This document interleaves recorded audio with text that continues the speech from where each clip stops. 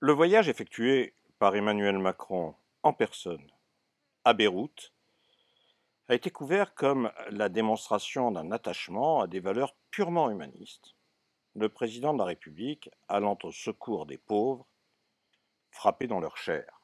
Oui, mais la réalité est un peu différente de l'image donnée. Pour qui se prend-il, Macron? Nul n'a posé la question, qui pourtant mériterait une réponse.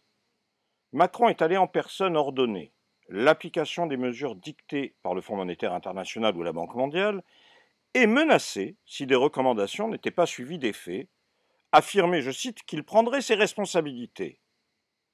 Mais qu'aurions-nous dit unanimement, du moins peut-on l'espérer, si Mme Merkel, au lendemain de l'explosion d'AZF, était venue menacer la France et les Français?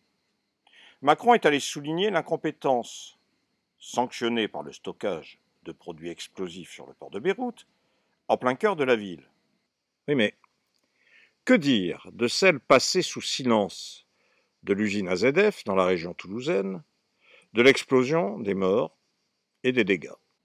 Macron est allé faire écho à la rue en dénonçant la corruption de la classe politique et des gouvernements libanais, dont, soit dit en passant, il n'a jamais contesté la légitimité. Oui, mais alors, que dire à nouveau si Mme Merkel, encore elle, était venue à Paris s'exprimer sur messieurs Ferrand, Bayrou, mesdames Goulard ou encore de Sarnez, messieurs Delvoye, de Rugy, Benalla, messieurs Emlien, Colère, madame Nyssen, Pénicaud ou encore quelques autres, pour jouer une partition personnelle, médiatique, digne de Mitterrand, Chirac ou Sarkozy, et même Hollande, qui avait fait le déplacement en leur temps, Macron est venu à Beyrouth rouler des mécaniques au lendemain de l'explosion.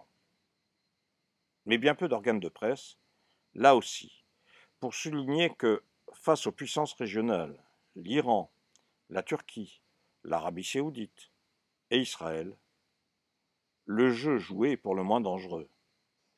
Face aux Libanais aussi, qui ont manifesté notamment lors de la venue d'Emmanuel Macron contre le gouvernement libanais en place et qui ont été réprimés. Tiens, vous savez comment? Eh bien par une pluie de grenades lacrymogènes, vendues par la France, ce qui laisse décidément perplexe. Et vient éclairer d'une certaine façon les messages d'amitié apportés par Emmanuel Macron au peuple libanais.